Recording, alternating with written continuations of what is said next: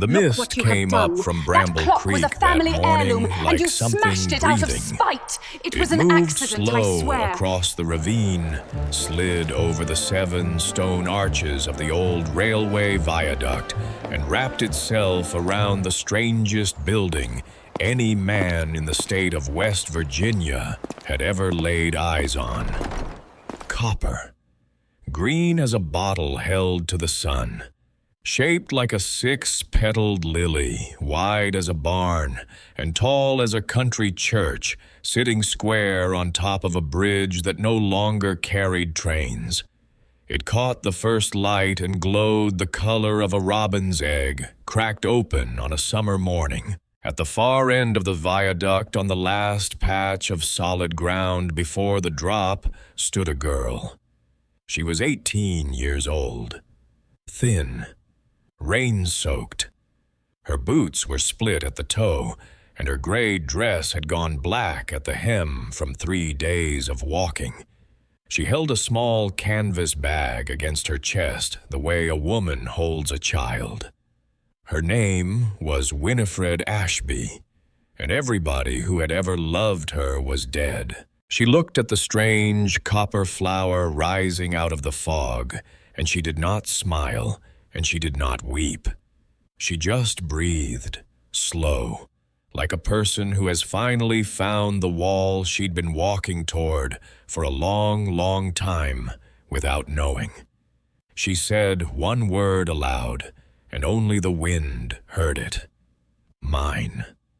Behind her in the little town of Pineglin Hollow, the church bell rang 7 times, and somewhere a rooster answered. 3 days earlier, in a fine 3-story house on the good side of Richmond, Virginia, a French mantel clock had fallen off a marble shelf and shattered into 97 pieces on the polished floor. Winifred Ashby had not touched that clock. She had been carrying a copper coal scuttle down the back stairs 2 floors away when it happened. But when Mrs. Whitmore came down the corridor screaming, and when young Master Percival Whitmore, 17 years old and thick as a fence post, said in a voice like syrup, "It was the Maid, Aunt. I saw her brush against it," there was nothing in the world Winnie Ashby could say that would matter. She stood in the front hall with the shattered French clock at her feet. Her hands were folded in front of her apron. Her eyes were on the floor because a good servant did not look at her betters when they were angry. And Mrs. Whitmore, in her Sunday silk and her mother-of-pearl brooch, called her every name that a woman with money is permitted to call a woman without. Thief, clumsy, ungrateful. I took you in from the poorhouse, girl. I took you in. Winnie did not answer. She had learned at 8 years old that answering only made it longer. She was dismissed on the spot. No reference, no back wages beyond what she had already hidden. She was given 1 hour to leave the house. Master Percival watched her from the top of the stairs the whole time. He was smiling. She packed everything she owned into a canvas bag, not much bigger than a Sunday hat, a change of linen, a folded gray shawl, half a loaf of bread wrapped in oilcloth, a silver cameo brooch on a broken chain, the last thing she had of her mother's face, and tied inside a strip of cotton at the very bottom 15 paper dollars. 4 years of scrubbing floors, 4 years of banked coal fires and frozen well pumps, and hands cracked open every winter. $15 folded and folded again. She walked out the servants' door at 11 in the morning. The cook, Mrs. Halloway, who had been kind to her, pressed a boiled egg and a piece of ham into her hand at the threshold, and would not meet her eyes. There were no goodbyes. Winnie stepped into the street. The sun was high. Richmond was busy. Nobody looked at her. A city has a special way of not seeing a girl who has just lost everything. She walked west because west was where the mountains were, and because a woman she had met at the wash house had once said that in the deep hollows of West Virginia, land could be had for the price of a good pair of shoes. Winnie did not have a good pair of shoes, but she had $15, and she had learned in 18 years that the only place a person like her could ever be safe was a place nobody else wanted. She walked 3 days. She slept in a hay barn the first night, and in the loft of a Methodist meeting house the second, and under a stand of pines the third. She ate the ham. She ate the egg. She ate the bread. On the second morning, a farmer's wife gave her buttermilk and did not ask her name. On the third afternoon, a peddler with a busted wagon axle let her ride 5 miles on the seat beside him and told her that in Pineglin Hollow, up in the hollows where the railroad had died, there was a property nobody would touch. He laughed when he said it. He said the price was $10 and a fool's blessing. He said no man in 3 counties would sleep a single night in it. Winnie asked him what it was. The peddler took a long chew on his tobacco and spit into the ditch, and he said, "Missy, it's a glass house on a bridge." She got down at the fork in the road and walked the last 4 miles alone. Pineglin Hollow sat down at the bottom of a bowl of mountains. It was not much of a town.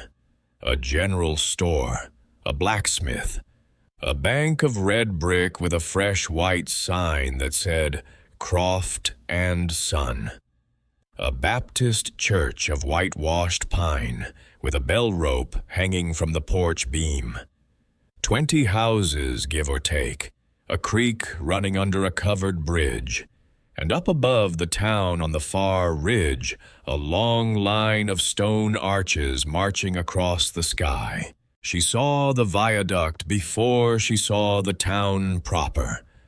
7 arches of dressed gray stone straddling the ravine, like the ribs of some old animal that had lain down there to die a long time ago. And on top of that viaduct in the middle, where the tracks used to run there, was a shape she did not at first understand. Something that caught the afternoon light and threw it back green. She stood in the road and stared. A boy of about 10 came out of the general store with a paper twist of hard candy. He saw her looking. "Ma'am," he said, polite, as a country boy raised right, "that there's the copper lily. My daddy says the devil sleeps in it." Winnie looked down at him. "What do you say?" The boy considered the question with the seriousness only a 10-year-old can bring to a matter of the devil. "I say it's pretty, ma'am." Then he ran off. She found the lawyer's office above the feed store. A hand-painted sign on the outside door read, "Silas Ravenel, ESQ. Deeds, wills, and miscellaneous business." She climbed the outside staircase. She knocked. A voice inside said, "It's open if you can work the latch." The room was small and smelled of pipe tobacco and old paper and something sweet like apples going soft in a barrel. Silas Ravenel was a thin old man with a white beard trimmed close and a black frock coat that had been mended more than once at the elbows. He was 70 if he was a day. He looked up over a pair of spectacles that had slid down his long nose, and he did not smile, and he did not frown. He just looked. "Miss Ashby," she said. "Winifred Ashby." "Are you lost, Miss Ashby?" "No, sir." She set her canvas bag on the floor. She stood very straight. Her heart was pounding hard enough that she was sure the old lawyer could hear it. She said the words she had rehearsed for 3 days. "I've come to buy the copper lily." The old man did not laugh. That was the first mercy she had been shown in more than a week, and she felt it clear through her ribs. He did not laugh. He only set down his pen, and he took off his spectacles, and he cleaned them on a corner of his handkerchief, and then he put them back on his nose, and looked at her as if she were a page written in a language he thought had been lost. "Miss Ashby," he said, "do you know what the copper lily is?" "No, sir, not exactly. Do you know what people say about it?" "I know they say the devil sleeps in it." He nodded slow. "And what do you say?" She thought a moment. She said, "I say I've got $15 in my bag, and I've got nowhere else in the world to go, and I've been told the deed can be had for 10. If that's true, sir, I'd like to buy it." Silas Ravenel was quiet for a long moment. Outside, a wagon rolled by in the street. A dog barked once. Somewhere in the walls of the old building, a mouse scratched at plaster. The old lawyer took a long breath in through his nose, and he let it out slow, and he did something Winnie had not been prepared for. He stood up. He crossed to a tall wooden cabinet against the back wall. He unlocked it with a key from his watch chain. He took out a bundle of yellow papers tied with a piece of faded red ribbon. He set them on the desk between them, and he laid his hand on top of them, and he looked at her the way a man might look at a granddaughter who had just walked in out of a snowstorm. "Miss Ashby," he said, "sit down." She sat. "I have had this deed in my cabinet for 30 years, he said. "I was told 30 years ago to hold it, to wait. I was told the buyer would come in her own time, and I was told I would know her when she came. I have watched a great many people walk in and out of this office in 30 years. You are the first who has ever asked to buy the copper lily and said the words the way you just said them." Winnie felt the room tilt very gently, as if the whole building had leaned a little to the left. "Who told you to wait, sir?" she asked. Silas Ravenel smiled for the first time, and it was a small, tired smile that had lived in his face for a long time before he ever spent it on her. "Dr. Rowena Sinclair," he said. "The woman who built it." He untied the red ribbon. He took out a single sheet of paper, brittle at the folds, and he laid it in front of Winnie. It was a bill of sale. The price was $1, not 10. 1. The extra 9, Silas Ravenel said, is a story for another day. But I will tell you this now, Miss Ashby. There will be men in this town who will not want you to sign this paper. There will be men in this town who will offer you a great deal of money not to sign this paper. And there will be men in this town, if I judge my county correctly, who will try to frighten you off that bridge before the sun goes down. Winnie looked at him. "Are you one of those men, sir?" "No, Miss Ashby, I am not." She picked up the pen. She dipped it. Her hand shook only a little. She signed her name, Winifred Grace Ashby, in a hand her mother had taught her when she was 6 years old, at a kitchen table, long since sold for firewood. She pushed a single silver dollar across the desk.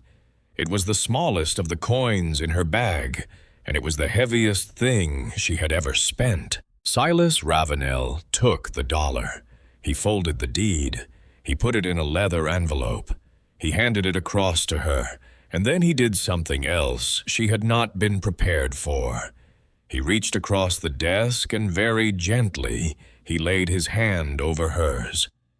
"Miss Ashby," he said, "if you should have need of a lawyer for any reason at all, at any hour of the day or night, my door is open to you. Do you understand?" "Yes, sir." "Good. Now go. Quickly. Before Barnaby Croft hears you're in town."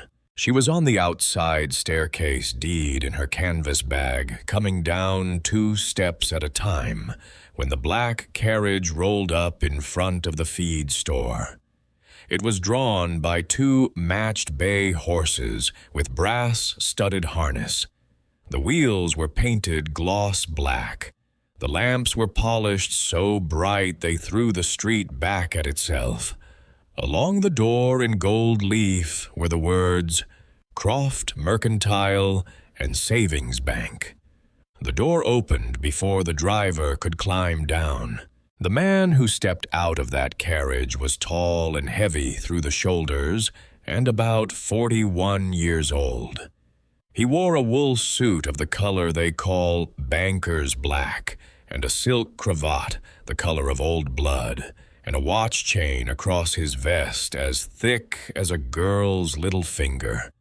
His face was clean-shaven except for a pair of side whiskers, and his hair was oiled back from a wide white forehead, and his eyes were the pale, flat blue of well water in January. He looked at Winifred Ashby the way a butcher looks at a lamb. "Miss," he said. His voice was smooth as buttermilk. "Might I have a word?" She did not answer. She kept walking. He fell into step beside her. "My name is Barnaby Croft.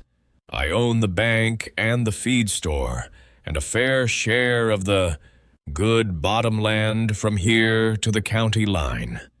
I understand you have just concluded a piece of business with old Mr. Ravenel upstairs. Would that be correct?"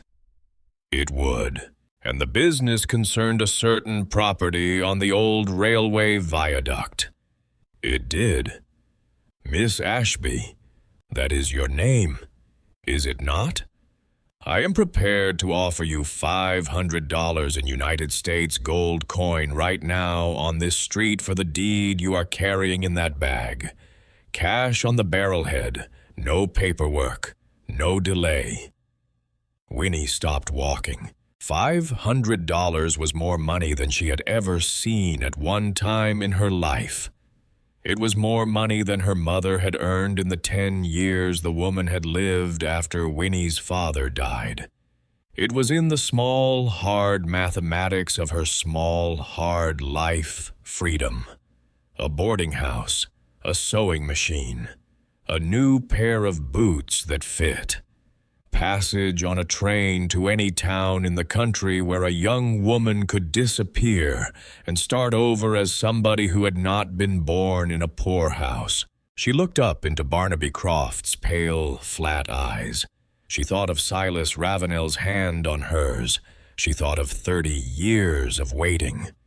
"No, thank you, sir," she said. Barnaby Croft did not blink. His mouth moved into something that was not quite a smile. 1,000. "No, sir." 2. She shook her head. Something moved in his face, then, very briefly, and it was not anger. Anger would have been almost kind. It was the look of a man who has just learned that a deal he assumed was done is not, and who is calculating quickly and coldly what a delay of that deal is going to cost him. It was a look Winnie recognized from Master Percival at the top of the stairs. It was the look of a boy who has had every toy he ever pointed at. Barnaby Croft stepped very close to her. He was a foot taller than she was. He spoke low so that only she could hear. "Miss Ashby," he said, "let me be plain with you, since we are both people of business. That property has been a stain on this town for 30 years. It is unsafe. It is an eyesore. It is a scandal. No decent woman would live in it a single night. If you are seen going up onto that viaduct at sundown, there will be talk. I cannot answer for what a superstitious town might do, and I certainly cannot answer for the accidents that may befall a young woman living alone in a ruin on a bridge with rotten pins. Do you understand what I am telling you?" She understood exactly. She looked up at him. She was very tired. She was very hungry. She had blisters on both heels the size of $50, and for the first time in 18 years, standing in the middle of a dusty street in a town she had not known existed a week before, she was not afraid. "Mr. Croft," she said, "you'll excuse me. I've got a house to see to." She stepped around him. She walked on.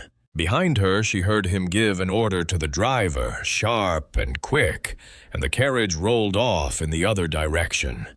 She did not look back. But as she passed the front of the bank, a bay horse in the traces tied at the rail was jerked hard on its bit by a boy in the doorway, one of Croft's grooms, and the animal shied and slammed a hoof into the water trough, and a great filthy wave of green trough water came up and splashed across the front of Winnie's gray dress, from her shoulder to her knees. The boy laughed. Winnie did not stop. She did not shake the water off. She kept walking out of the town up toward the ridge road, with the wet dress slapping cold against her legs, and the deed in her bag, and Barnaby Croft's $500 ringing in her ears like a bell she had refused to answer. She had not made it 100 yards past the last house when a voice from her left said, "Child." Winnie stopped. There was a little Baptist church back off the road, whitewashed pine with a bell rope and a green painted door. In front of the church, there was a low, wrought iron fence around a burial ground of about 40 stones. Some were fresh, most were leaning. And in the open gate of that burial ground, in a long black dress and a black shawl pulled up over her white hair, stood the oldest woman Winnie Ashby had ever seen. She was small. She could not have stood 5 feet tall. Her back was bent, but not broken. Her hands were folded on top of a hickory walking stick, and the knuckles of those hands were the size of walnuts. Her face was a fine, dry map of every winter she had ever lived through, and there had been a great many. Her eyes were the milky, pale blue of a person who no longer sees very well by day, but she looked at Winifred Ashby as if she saw her plain. "Come here to me, child." Winnie did not know why she obeyed. She only knew that she did. She stepped through the gate. The old woman reached out and took her hand, and her fingers were dry and warm as sun-warmed stones. She turned Winnie's hand palm up. She traced one line across it, then another. She let go. "You've walked a long way." "Yes, ma'am." "You bought that house from Silas." "Yes, ma'am." "You told Barnaby Croft no." Winnie's mouth came open. She had been out of that conversation less than 5 minutes. There was no possible way this woman could have heard. The old woman smiled. It was a slow smile, and there was a great tiredness in it, and a great pleasure, too. "Rowena told me you would." "Ma'am, Rowena Sinclair. She said one day a girl would come with the initials W.A. She said she'd be 18 years of age, and she'd be tired to the bone, and she'd have said no to a very large sum of money. And she said when that girl came, I was to give her this. The old woman reached into the pocket of her long black dress. She brought out something wrapped in a scrap of blue calico.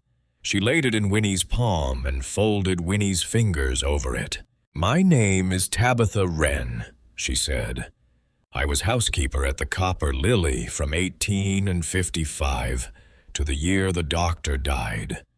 I have been carrying that key for 30 years. It is the only key that opens the west wing. Do not lose it, child, and do not on any account give it to Barnaby Croft." Winnie opened her fingers.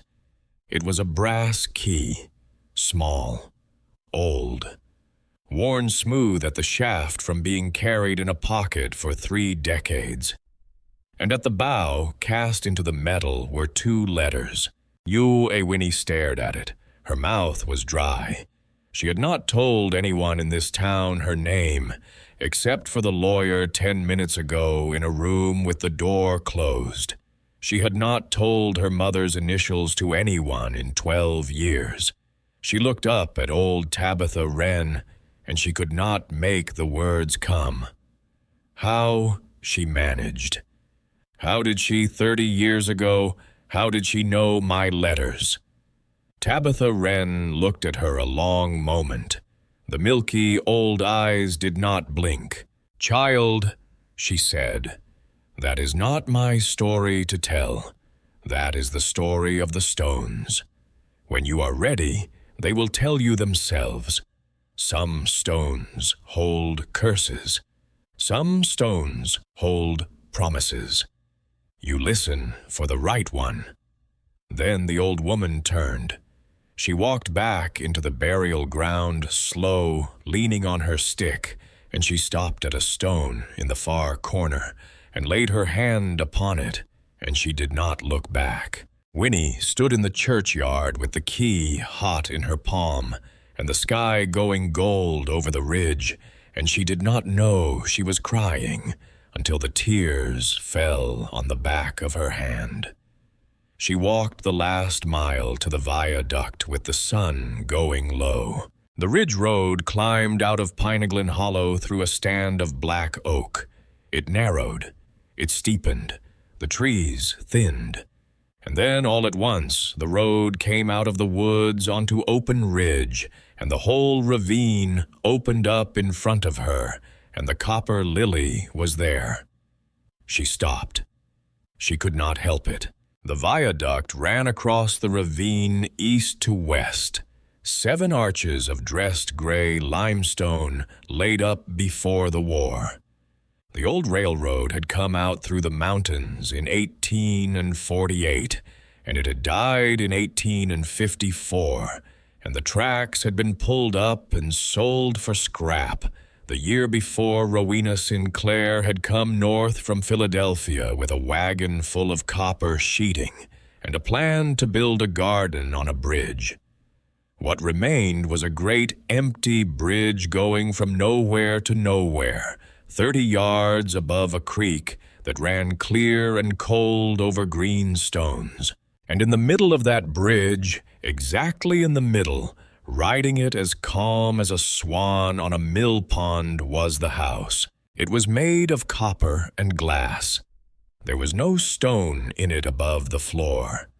The frame was cast copper oxidized soft green over 30 summers, and the panes between the copper ribs were leaded glass, some of it clear and some of it colored, and the colored panes were painted with the great trumpet blossoms of a lily.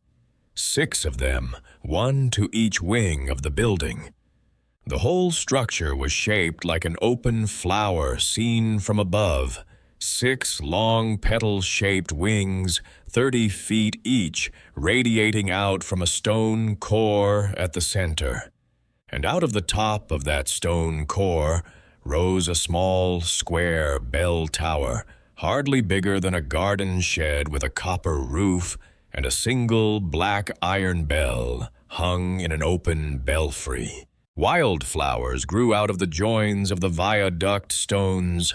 Vines had climbed up the copper ribs and looped around the belfry. A pair of chimney swifts circled the tower against the evening sky. Winifred Ashby looked at that impossible glass flower sitting on that impossible stone bridge, and her breath came out of her chest in a sound that was almost a laugh, and almost a sob, and altogether the sound of a person who has been told for the first time in her life that a beautiful thing is hers. The bridge, she noticed, was still solid. Whoever had built the house, Dr. Rowena Sinclair, whoever she had been, had built it to last 1,000 years. Winnie put one hand on the low stone parapet at the near end and started to walk, 60 yards across, 10 of her own steps in every 10 yards. She counted them the way a child counts because it kept her mind from the drop on either side. Halfway across, she made herself look down. The creek was silver in the last light. She looked back up. She reached the door. It was a double door of copper and leaded glass 7 feet tall, with a great iron ring for a handle. Set into the copper above the door was a small square of stone, and carved into that stone, no bigger than her thumb, was a bird. Not a lily, a bird. A small, round-bodied bird, with its head cocked, and its beady eye a chip of black glass. A wren. Winnie put her hand flat on that little carving, and she thought of old Tabitha Wren in the churchyard, and the room turned again very gently, the way it had turned in Silas Ravenel's office. She thought nothing in this place is an accident. She reached into her bag. She took out the deed. She took out the great iron key that Ravenel had given her along with the paper. She put the key in the lock. It turned smooth, as if it had been oiled that morning. The door swung inward. The inside of the copper lily took her breath. She stood in the doorway a long moment, unable to move, because the sun was going down behind the west wing, and the whole vast flower of a building was on fire with green and rose light. The 6 petal wings all met in a central hall under the stone bell tower, and that hall was floored in colored tile.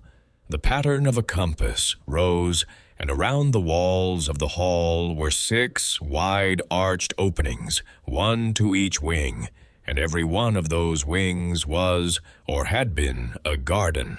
There were tables of copper set at knee-height, running the length of each wing, and in those tables were the ruins of great planting beds. Vines had grown wild, small trees had come up.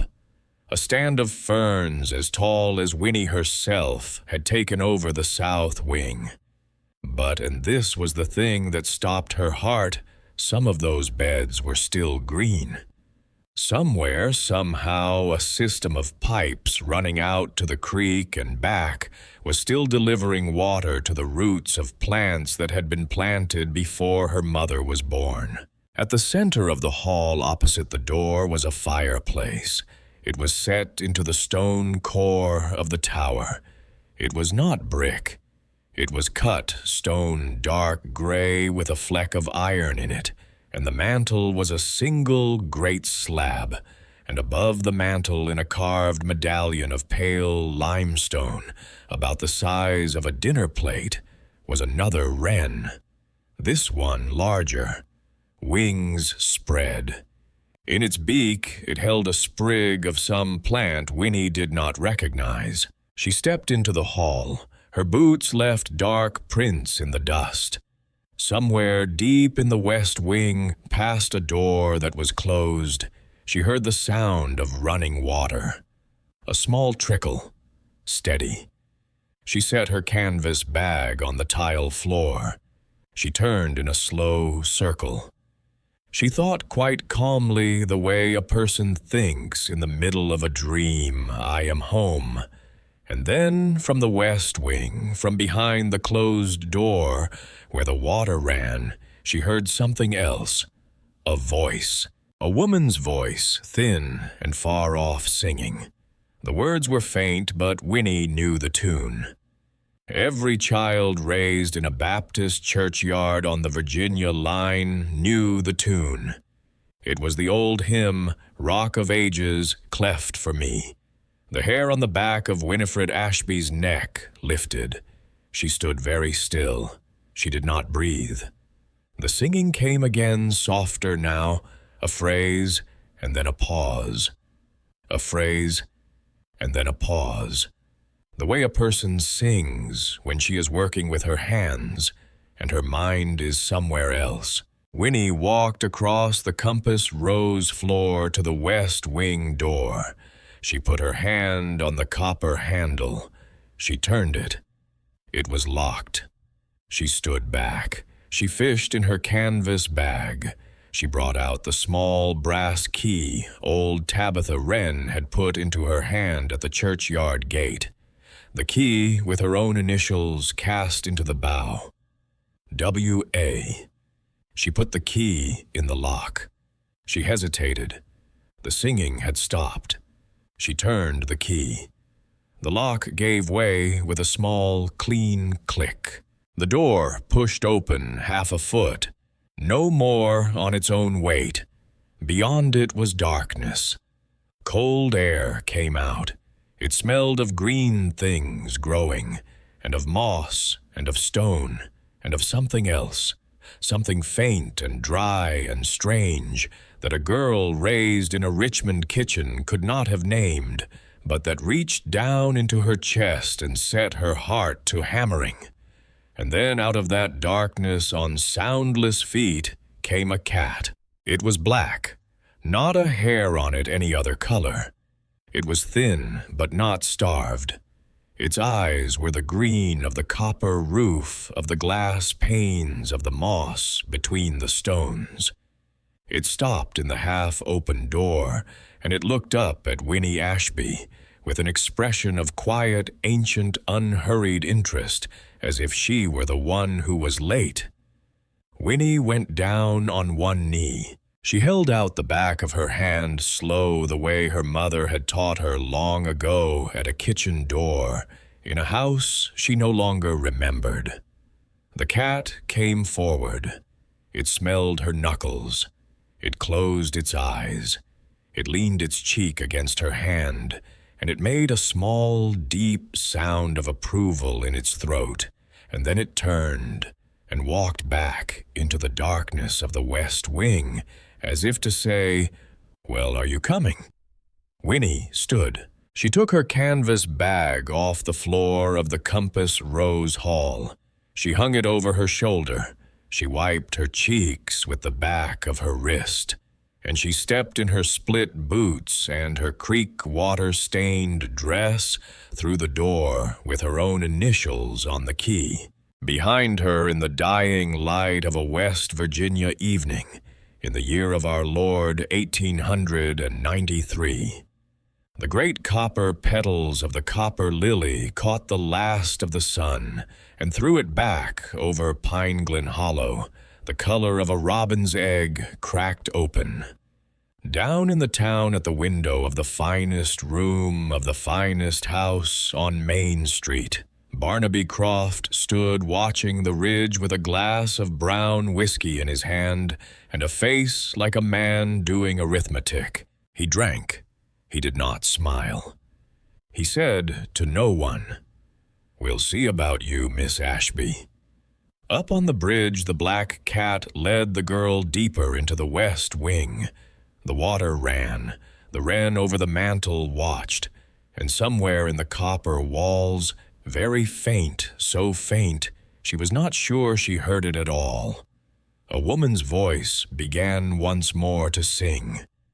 The singing did not come again that night. Winifred Ashby stood a long time inside the west wing door with the black cat winding around her ankles and the last of the daylight bleeding out of the colored glass overhead, and she waited. She waited the way a girl waits when she has heard a sound she cannot explain and is trying very hard to be brave about it. She counted to 100. She counted to 100 again. But the voice did not come back. There was only the small, steady trickle of water somewhere behind the stone, and the deep, watchful quiet of a house that had not been walked in for 30 years. She lit her one candle. She had bought it in Pineglin Hollow that afternoon at the general store, along with a loaf of brown bread and a small square of yellow soap and a tin of matches. It was a poor candle tallow, not wax, and it smelled of mutton fat as it burned.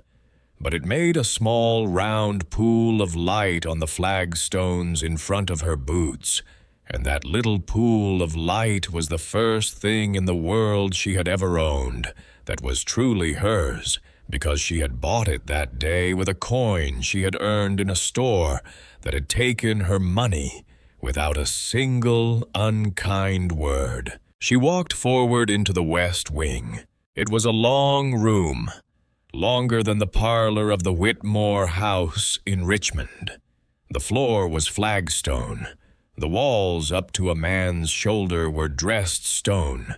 Above that, they were copper and glass, so that the last purple light of the sky bled in through leaded panes overhead.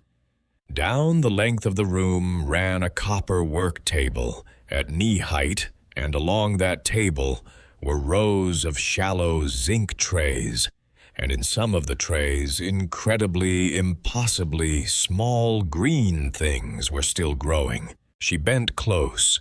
The candle threw its small yellow light over the leaves. Winnie Ashby did not know the names of plants. She was a scullery girl. She could tell wheat from oats because she had scrubbed both off a kitchen floor. But even she could see that these were not the wild volunteers of a garden gone to seed. These were arranged. They were tagged. Little tin flags on wire stems poked up out of the soil beside each plant, and on each flag was a number painted in careful black paint that had faded but not gone. B14, B15, B17. 16 trays. 16 little green survivors. Somebody 30 years ago had put these plants in these trays, and somebody or something had kept them watered. Winnie followed the water sound. It led her to the far end of the west wing, where the copper work table ended at a wall of dressed stone. In the base of that wall at ankle height, a small clay pipe came through, and out of that pipe ran a steady, silver, finger-thick stream of water down into a shallow zinc gutter, along the gutter out of sight beneath the work table. She knelt down and put her hand under it. The water was cold, sweet, alive. She lifted her hand to her mouth and drank. She had not drunk cold well water in 3 days. She sat back on her heels and closed her eyes and let the water run through her, and the black cat sat beside her and watched her drink, and something inside her chest that had been wound very, very tight for a very long time slipped one turn looser.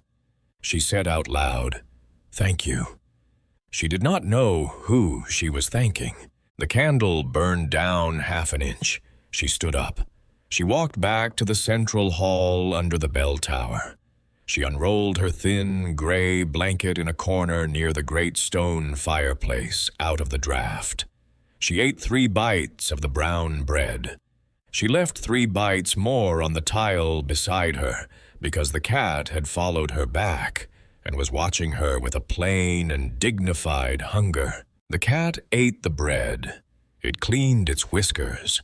It curled itself against the small of Winnie's back as she lay down, and its warmth was the warmth of a living creature that had chosen to stay, and Winifred Ashby, who had cried herself to sleep every night since she was 6 years old, did not cry that night.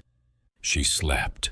She dreamed of a woman in a long white apron, bending over a copper table, humming a hymn under her breath. The woman had gray hair pinned up in a knot. Her hands were long and clever.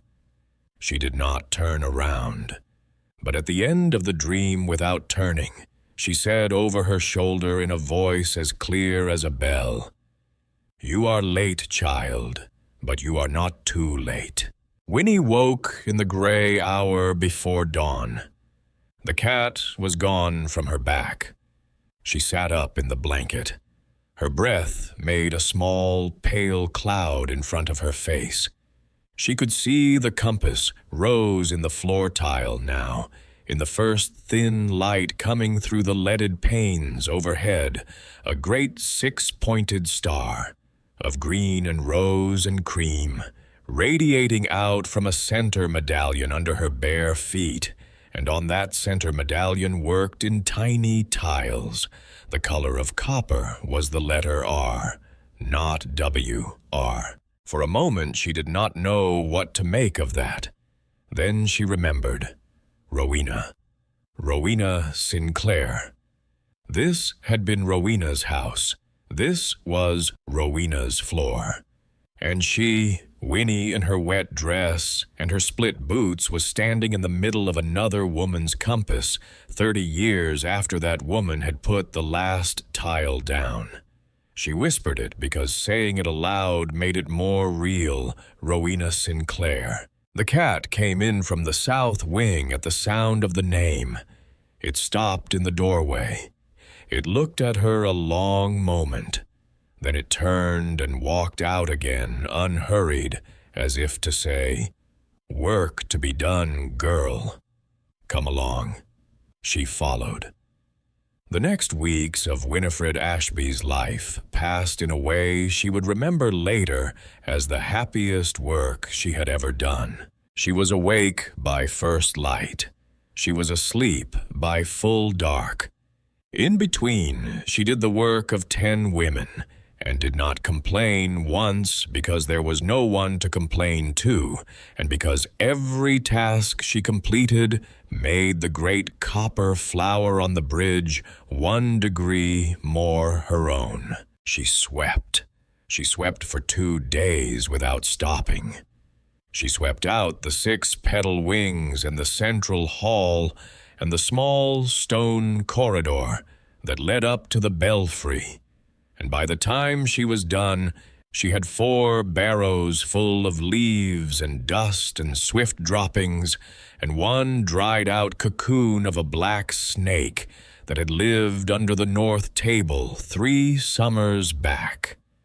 She dragged the barrows out onto the viaduct and tipped them over the parapet into the ravine, and the wind took the dust of 30 years and carried it out toward the mountains. She scrubbed. She found in a small stone room off the central hall a set of copper buckets and a stiff, bristled brush and a stack of gray linen rags laid up neat on a shelf, as if the last person who used them had meant to come back the next morning. She hauled water from the little pipe in the west wing, and she scrubbed the flagstones from the front door to the belfry stair. When she was done, the compass rose beneath her feet was so bright she had to squint to look at it in the noon sun. She patched.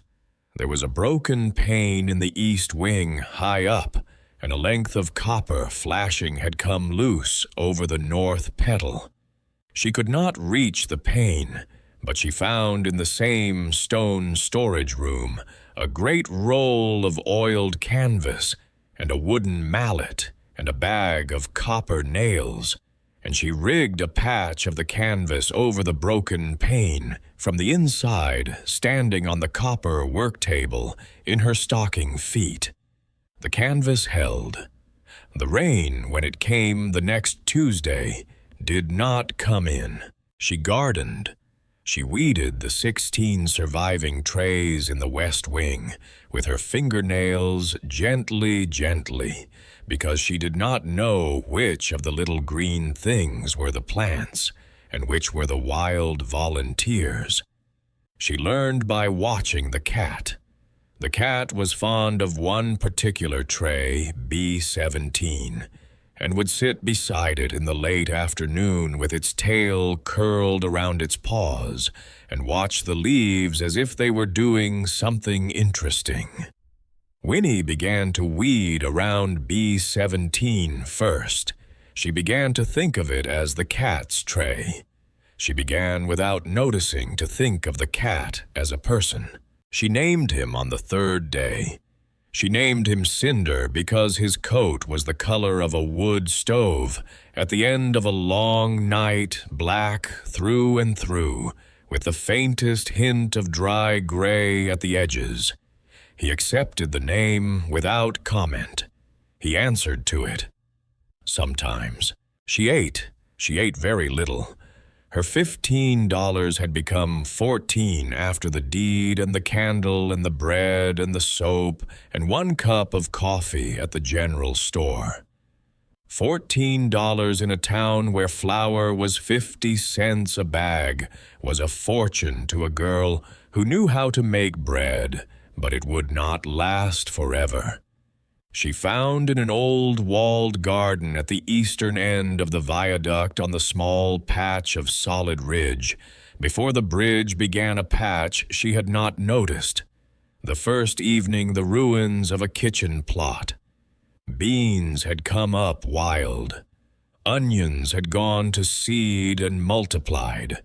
There was a great old apple tree half dead, but still bearing, and the apples were small and sour, and would make a good pie if she had butter and sugar, which she did not, but she ate them raw, and they were good. She also found on the 4th morning a chicken. It was a red hen, plump and dust-colored, walking around inside the walled garden, as if she owned the place.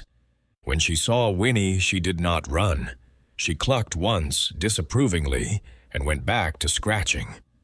Winnie stood watching her a long time. She did not know where the hen had come from. There were no other hens. There was no rooster. There was no coop. There was only this one red hen walking around in a walled garden on a ridge above a viaduct, laying, as Winnie discovered on the 5th morning, 1 perfect brown egg a day in a hollow under the apple tree. Winnie ate the eggs. She named the hen Mercy.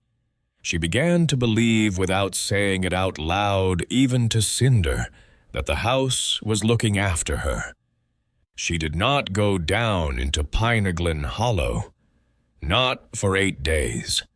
On the 9th day, her flour ran out. She counted her money in the gray light of morning at the compass rose. $12.40. She would need to go into town. She washed her face in the cold pipe water. She put on the least dirty of her 2 dresses. She braided her hair down her back and pinned it up around her ears. She took a canvas bag and her list, flour, salt, lard, a pound of yellow cornmeal, a paper of pins, a spool of black thread, and she set off across the viaduct with Cinder trotting behind her as far as the near parapet, where he stopped as he always did and sat down to wait for her to come home. Winnie walked down the ridge road into the hollow. It was a bright morning. The maples were just beginning to turn.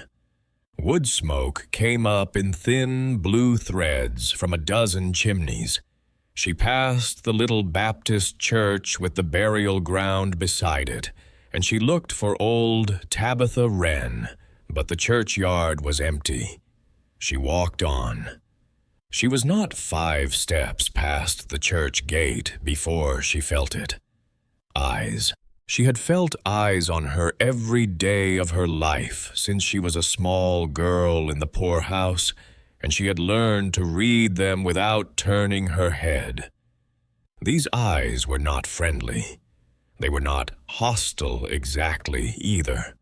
They were curious, and behind the curiosity in some of them was something worse, a soft, almost tender pity of the kind country people save for a person who has been marked to die and does not yet know it. She walked with her back straight.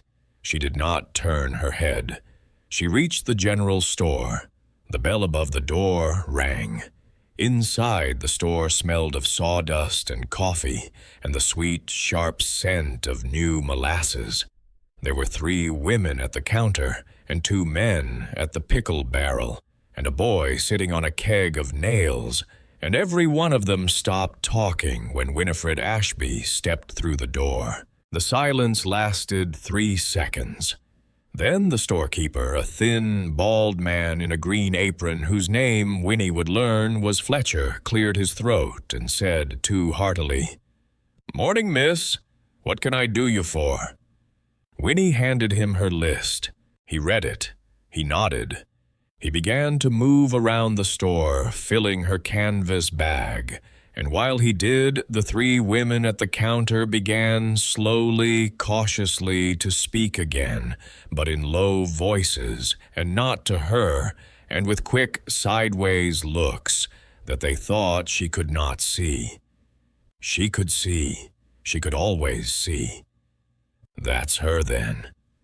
$15, they say. On the bridge, alone. Fool's errand. Poor thing.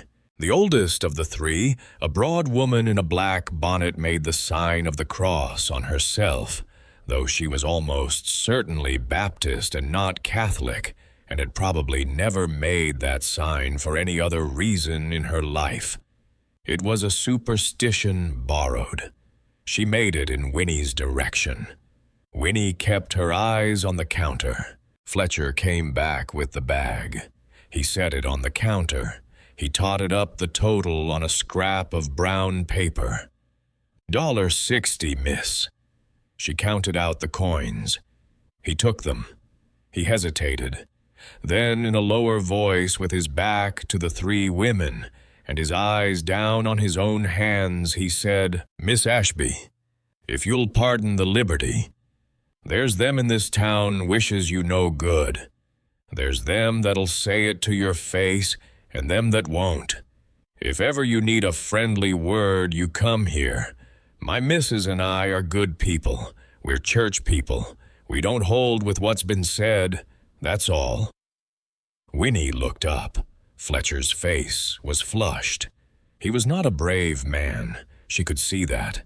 He was terrified of somebody, and he had said what he had said anyway. "Thank you, Mr. Fletcher," she said. She meant it. She picked up her bag. She turned to the door, and in the doorway, blocking it wide as a beam of oak, one hand on either jamb, stood Barnaby Croft. He was smiling. "Miss Ashby, what a fortunate meeting. Won't you take a cup of coffee with me at the bank? There is a small matter of business I should very much like to discuss." "No, thank you, sir." "I insist." "So do I, sir. I have a walk ahead of me and a hen to feed. Good day." She did not know where she found the words. She only knew that she said them, and that she said them without her voice shaking, and that behind her at the counter one of the 3 women, the youngest, a bright-eyed woman with a baby on her hip, made a very small sound that was almost a laugh, and swallowed it fast. Barnaby Croft did not move. For one long moment his pale, flat eyes went over her face, like a hand feeling for a weak place in a wall. Then, with great courtesy, he stepped aside. He even lifted his hat. "Good day to you, Miss Ashby." She stepped out onto the boardwalk. She did not look back. She was halfway up the ridge road out of sight of the town before her knees started to shake. That night, the fire came. Winnie had rebuilt over the past week a small wood and tin lean-to at the eastern end of the viaduct on the ridge, just past the walled kitchen garden. It was not a proper shed. It was a nothing. 2 walls of rough plank she had salvaged from a collapsed outbuilding, a slant of tin over the top, a dirt floor. But she had put her tools in it. Her one good spade that she had traded 3 of her $12 for. Her mallet, her copper nails, her roll of oiled canvas, the stiff brushes, the zinc pails, the little sack of good black seed she had found on a shelf in the west wing that morning, tied with waxed string with a paper label in a woman's hand that read simply, Corn RSS-61. Winnie had understood when she saw that label that RS was Rowena Sinclair. She had understood that S61 might mean a year 18 and 61. She had held the sack of 32-year-old seed in her hands for a long time in the West Wing, and she had put it very carefully in her shed on the highest shelf, and she had thought, this is worth something. I do not know what yet, but this is worth something. The fire came at 3 in the morning. She had been dreaming of the woman in the white apron again. In the dream, the woman had turned around at last, and Winnie had seen her face. And it was not a strange face. It was not any face she had ever seen. But it was familiar in the way that a place you have never been can be familiar, because you have seen it in a picture as a child.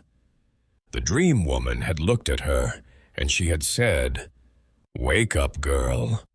Wake up now." Winnie woke. She smelled smoke. She sat straight up in her blanket. Cinder was already on his feet at the door of the central hall, his tail low, his ears flat back on his head. Through the leaded panes of the east wing, orange light was flickering. She ran. She ran through the east wing in her bare feet, out the east door of the Copper Lily, across the last 20 yards of viaduct off the bridge and onto the ridge, and there in the walled garden, black against a red column of fire that was reaching for the leaves of the old apple tree, was her shed. The whole slant of tin roof was already gone. The rough plank walls were tongues of flame. Sparks flew up and lit in the branches of the apple tree above.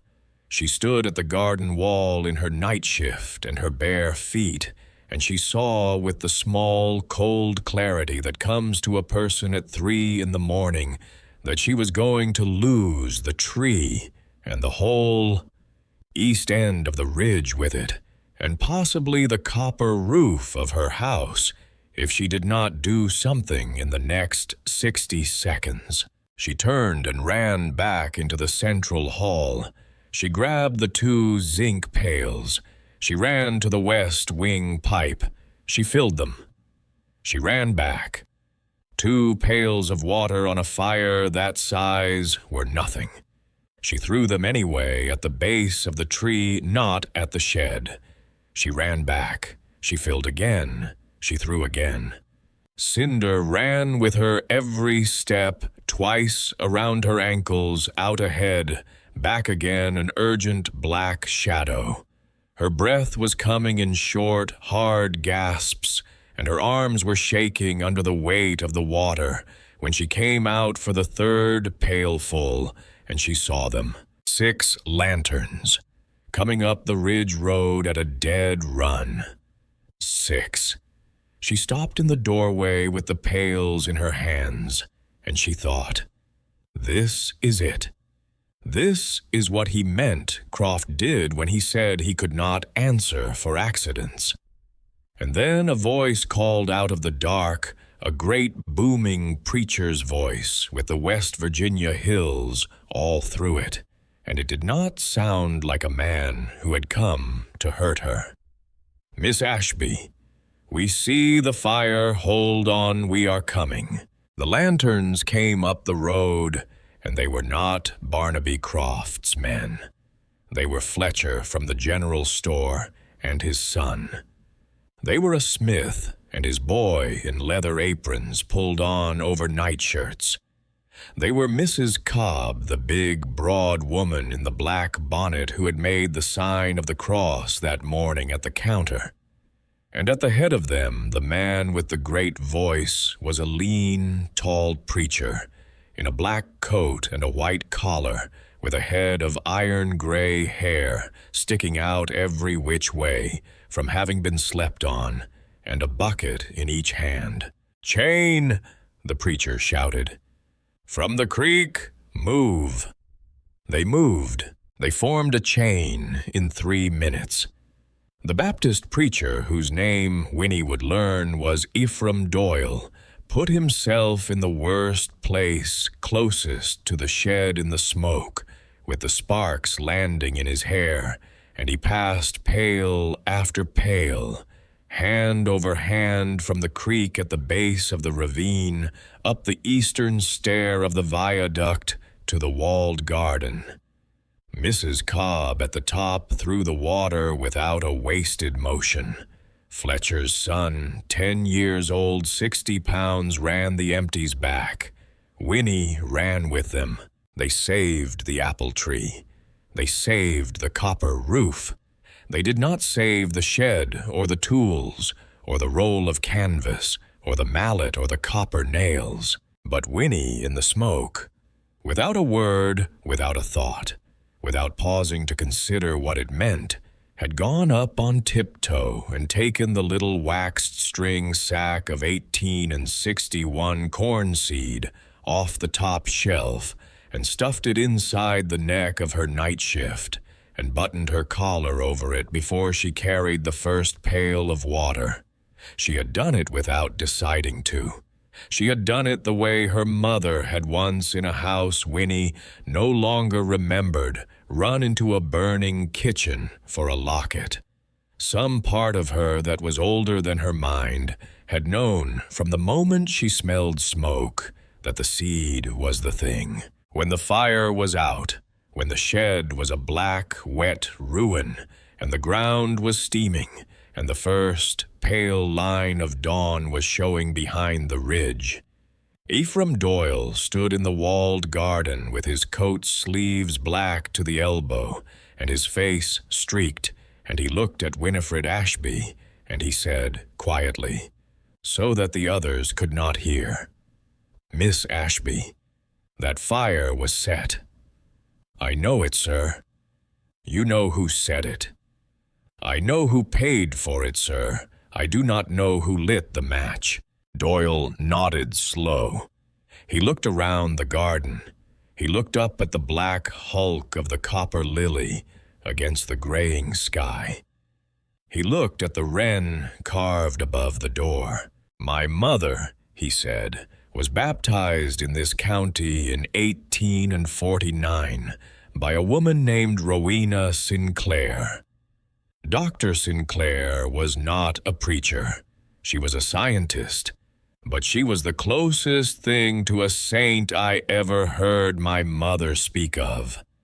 My mother said Dr. Sinclair walked from house to house in the hollows in the year of the potato blight and gave away sacks of a corn she had bred herself that grew where the old corn would not. My mother said Dr. Sinclair kept this valley from starving in the winter of '49. My mother said Dr. Sinclair was murdered in 1863, and my mother said that the man who did it was named Croft. My mother is dead these 20 years, Miss Ashby, but I have not forgotten her stories, and I do not intend to."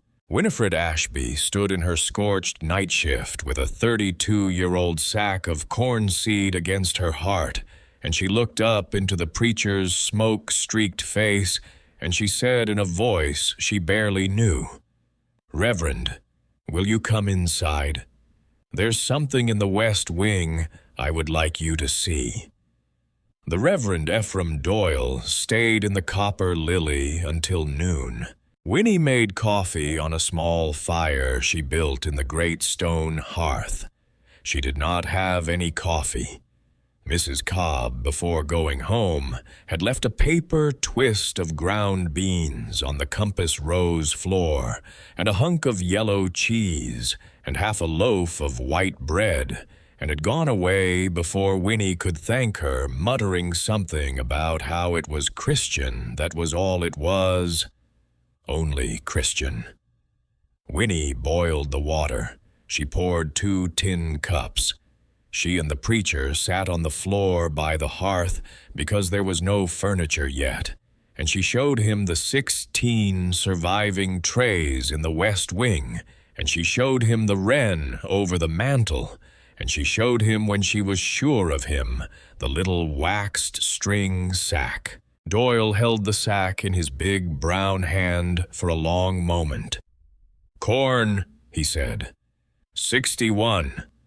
"Yes, sir." "Do you understand, Miss Ashby, what a sack of Rowena Sinclair's corn seed, unopened and unspoiled, is worth?" "No, sir." "Neither do I, but I know a man who might." He gave her back the sack. He drank his coffee.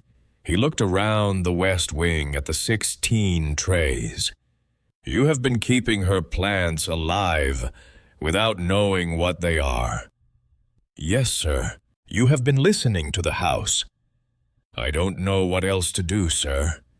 He smiled. It was the first smile that had reached his eyes since he came in. "That, Miss Ashby, is the beginning of wisdom. Now, about that fireplace." He got up. He walked over to the great stone hearth. He put his hand on the mantel under the carved wren. He looked up at the wren, and then he looked down at his own hand, and he frowned. "Feel the draft, Miss Ashby." She came over. She put her hand where his had been. She felt it. A steady, small, cold breath of air coming out of the solid stone. "There is a room behind this wall, Miss Ashby." "I know it, sir." "You have known it a while." "I've felt it since the second day." "Do you have a bar?"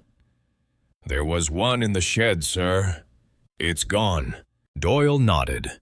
He walked out through the front door of the Copper Lily. He walked all the way back down the ridge road into Pineglin Hollow. He came back an hour later carrying a crowbar as long as his arm in the middle of a bright autumn Sunday morning, in his second-best black coat, with a red bandana tied around his forehead against the sweat.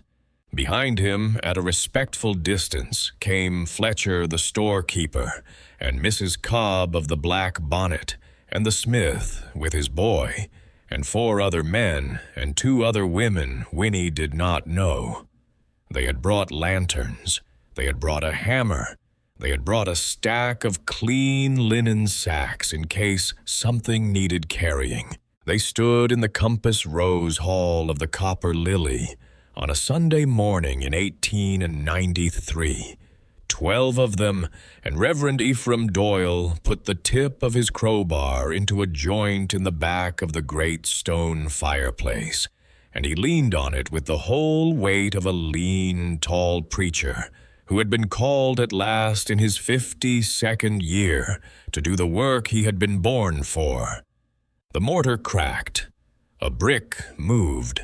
Cold air came out of the hole, and with the cold air came a smell, dry, faintly sweet, faintly leathery, like the inside of an old Bible that has been closed for a very long time. It was the smell of paper, old paper, a great deal of it. Winifred Ashby put her hand over her mouth. Doyle pulled the brick out. He set it on the floor. He put the crowbar back in and pried another, and another, and another. The pile of bricks on the flagstones grew. The hole grew. And when the hole was big enough for a lantern, Fletcher's boy, who was the smallest, went down on his belly and pushed the lantern through. The light showed a room, a small room, not more than 8 feet by 10.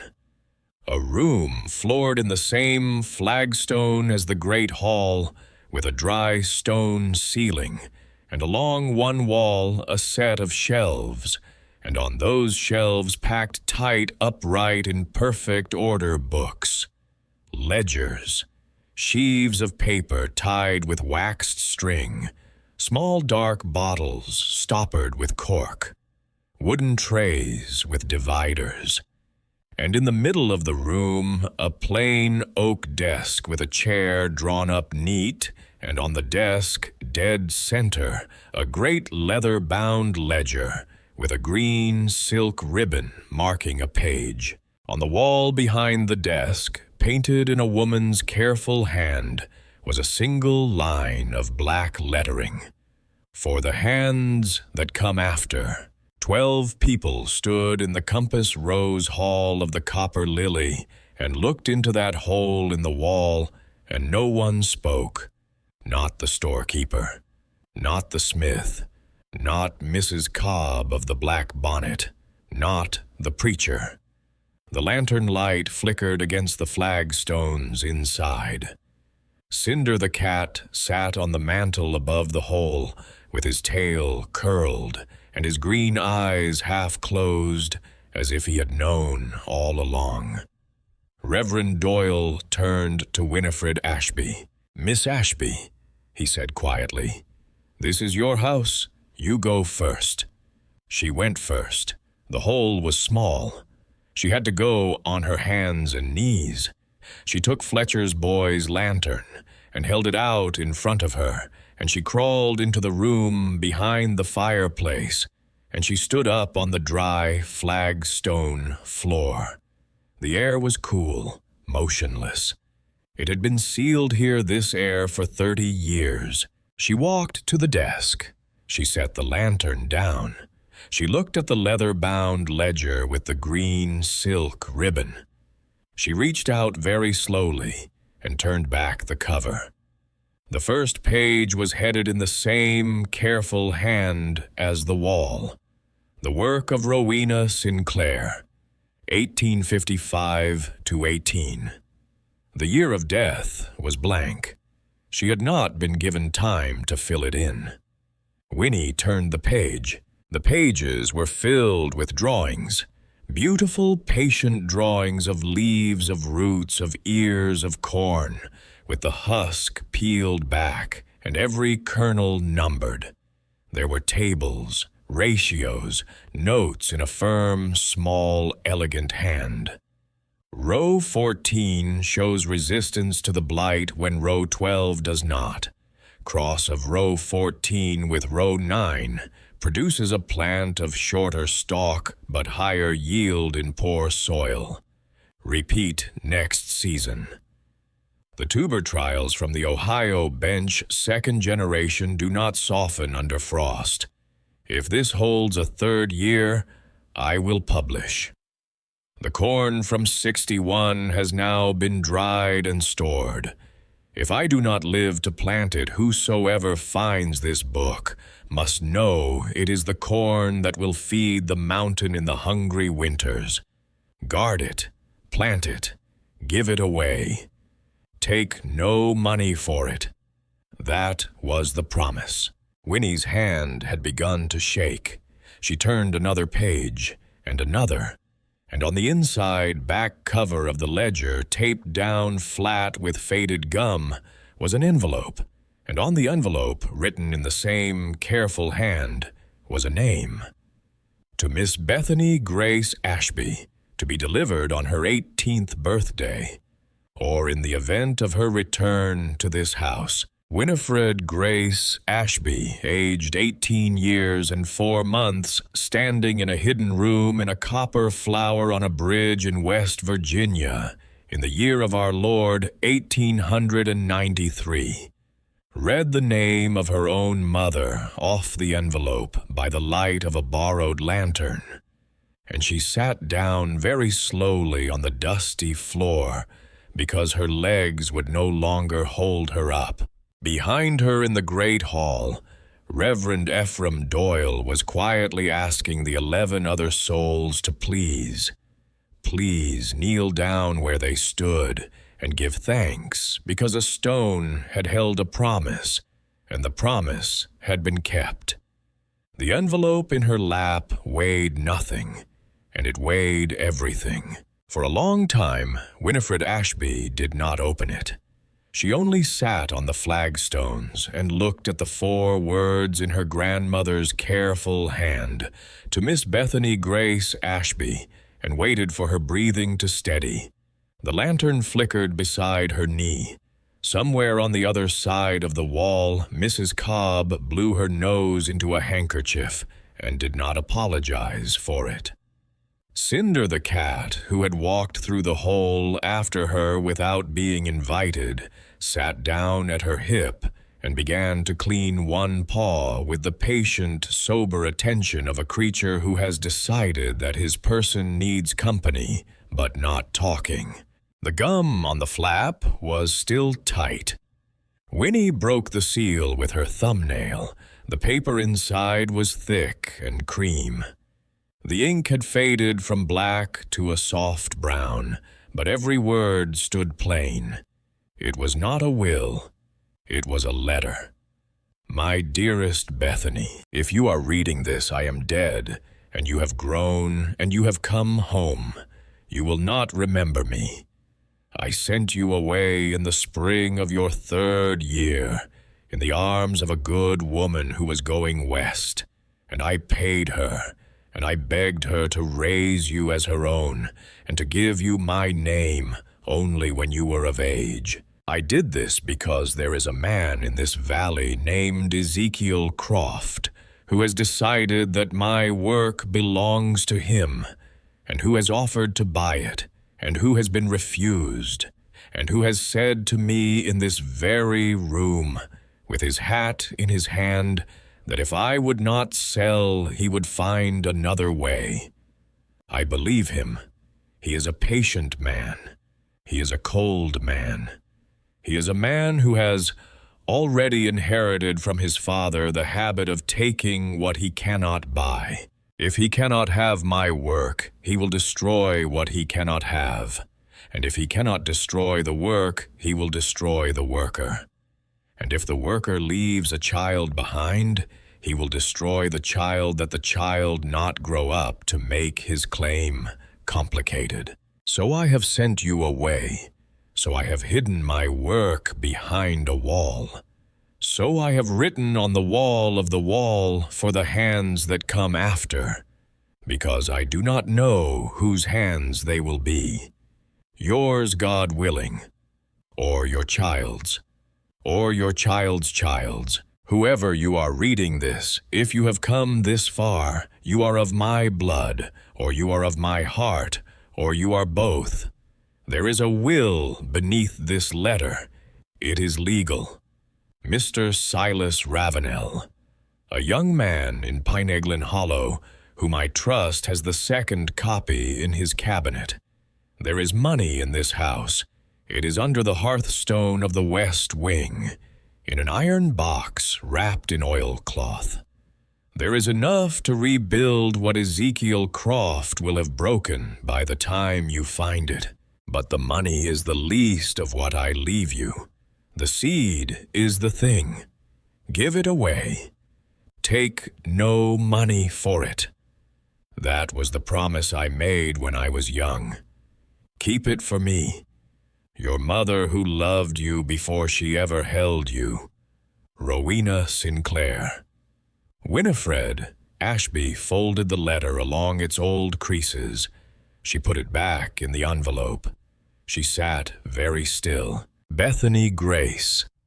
Ashby had died of the winter fever in 1880. Winnie had been 6 years old.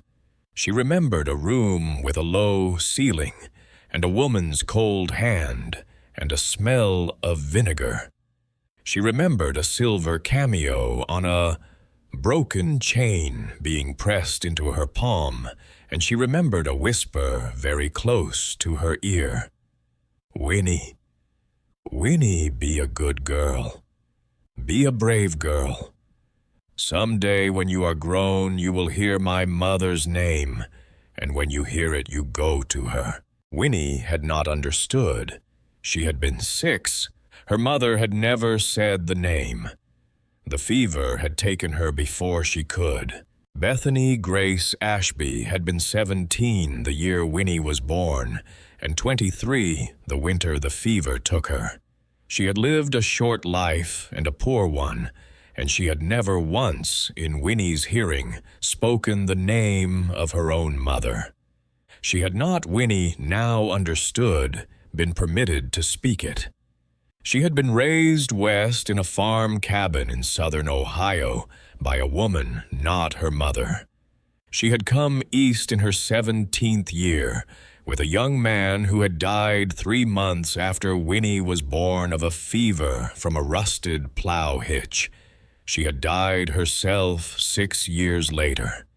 And in all those years she had carried the name of a doctor she could not remember and could not say until at the last moment she had pressed a cameo into her daughter's hand and told her in the plainest words a dying woman could find to be brave and to wait. Winnie sat inside the great, clean, wide-open quiet that comes to a person when a story that has been running underneath her whole life without her knowing at last comes up and shows its face. Her mother had been named Bethany Grace Ashby. Her grandmother had been named Rowena Sinclair. Her grandmother had built this house. Her grandmother had been murdered in this house. Her grandmother had known 30 years before Winnie was born that a girl of her line would come back one day to a compass rose floor and a wren carved over a mantel. And her grandmother had believed well enough to bet a house and a life's work on it that when that girl came, she would be the kind of girl who would say no to $500 from Barnaby Croft. Winnie put the envelope inside the front of her night shift, next to the little waxed string sack of corn seed. She stood up. Her legs held her this time. She turned around. Reverend Doyle was on his knees in the Compass Rose Hall on the other side of the hole in the fireplace, his hands folded on the flagstones in front of him, his head down.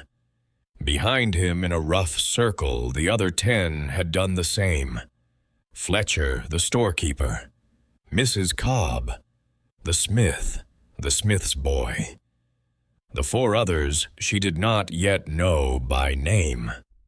Fletcher's 10-year-old son, kneeling by his father with his hands folded exactly the way his father's were folded, his eyes wide. They were praying, quietly, together. Winnie ducked back through the hole. She came out into the Compass Rose Hall. She stood up on her own compass, on her own medallion, in her scorched night shift with her hair down her back and her grandmother's letter against her heart. Reverend Doyle looked up. "Miss Ashby." "Reverend, is your mother's name in that room?" "Yes, sir." "It is." Doyle nodded once, as if a thing he had suspected for the last 3 hours had been confirmed. "Then with your leave, Miss Ashby, I would ask these good people who have come here today to swear an oath, right now, on this floor, that whatever they have seen here and whatever they may see in the days to come, they will speak of only to protect you and never to harm you. And I will ask them and myself to stand with you until this business is finished." He looked around the circle. Mrs. Cobb of the black bonnet stood up first. Her chin came up. She said in a voice that carried, "I so swear." Fletcher stood. "I so swear." The smith, his boy, the others, one by one, on their feet on the compass, rose in the light of a Sunday noon, coming through the leaded panes overhead in the color of a lily's throat. 11 people of Pine Glen Hollow swore an oath to a girl they had known for 1 hour. Reverend Ephraim Doyle stood up last. "So do I," he said. "Amen." Winnie could not speak. She only nodded. Cinder came down off the mantel and rubbed against her ankles, and she thought quite calmly, "Well, that is settled then." They came for her 4 days later. She had spent those 4 days as follows. She had gone with Reverend Doyle and Fletcher and the smith to the office of Silas Ravenel above the feed store, and she had put her grandmother's letter on the old lawyer's desk, and she had watched Silas Ravenel, who had been a young man of 40 when Rowena Sinclair was killed, sit down slowly in his chair and put his hands over his face and cry for the first time in 30 years the tears of a man who has been waiting a very long time to be told he was right. He had opened his cabinet. He had brought out a second sealed envelope. Inside it was the will. It was as her grandmother had said. It was legal. It named as sole heir the child and the child's children of my daughter Bethany Grace. It gave to that heir the copper lily, the ridge, the seed, the money under the hearthstone, and every page of research contained in the ledger and its supporting documents. It had been witnessed and signed in 1862. 1 year before Rowena's death, by Silas Ravenel, Notary Public County of Pineglen, State of West Virginia. The old lawyer had wiped his face on his handkerchief. He had said, "Miss Ashby, this will has stood in my cabinet for 31 years. In 4 days' time, I will file it in the county court at Charleston. If Barnaby Croft has any sense at all, he will hear of it within 12 hours, and he will come for you. I would like you to be ready when he does." She had been ready. They came for her at dawn on the 5th day. Winifred Ashby had risen before first light, as had become her habit, and she had lit a small fire in the great stone hearth. She was boiling water for coffee. She was wearing her one clean dress. Her hair was braided down her back. Cinder was on the mantel. Mercy the red hen had come across the viaduct as she had begun to do every morning, and was walking on the compass, Rose disapproving of it. Winnie heard the horses before she saw them. 3 of them, coming up the ridge road at a working trot, not a gallop, which meant it was official business and slow enough to be seen. She went to the door of the Copper Lily, and she watched them come. A county sheriff on a bay mare in a dusty black coat, a badge on his vest. Behind him on a chestnut, a deputy of about 25, who kept his eyes down. And behind them on a great oiled black gelding, worth more than most farms in the hollow, Barnaby Croft, in his banker's black and his blood-colored cravat, with a folded paper in his left hand. They stopped at the near end of the viaduct. The sheriff called across, "Miss Winifred Ashby." "Sheriff, I have here a warrant sworn out by Mr. Barnaby Croft of Pine Glen Hollow, alleging the theft of certain historical documents, and 1 sack of seed corn from a property belonging to the estate of the late Dr. Rowena Sinclair. Said property having been held in undisputed trust by the Croft family since the year 1863. The warrant charges you with grand larceny and requires me to convey you along with the items in question to the county jail at Charleston there, to await the pleasure of the court. Do you understand these charges, miss?" "I understand them, Sheriff. I do not accept them." "You do not need to accept them, miss. You need to come with me." Barnaby Croft, from his black horse, smiled. Winnie stepped back into the Copper Lily. She picked up her canvas bag. She picked up from the mantel a second folded paper, the certified copy of her grandmother's will filed the day before by Silas Ravenel at the county court in Charleston. Receipt stamped in red.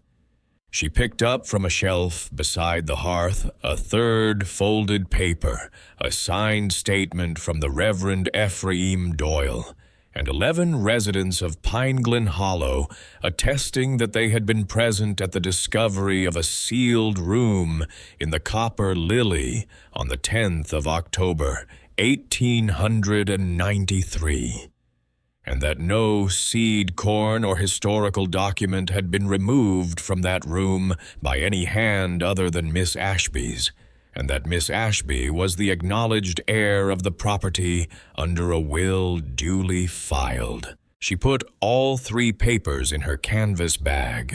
She came back to the door.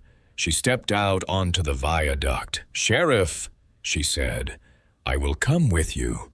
I will not resist, but I will ask you to read these papers before we go one step off this ridge." She walked the length of the viaduct with her back straight. She reached the near end. She handed the papers up to the sheriff one by one. The sheriff read the will first. He read it slow. His mouth moved with the words. When he came to the end, he lowered the paper. He looked at Barnaby Croft. He did not smile. He did not frown.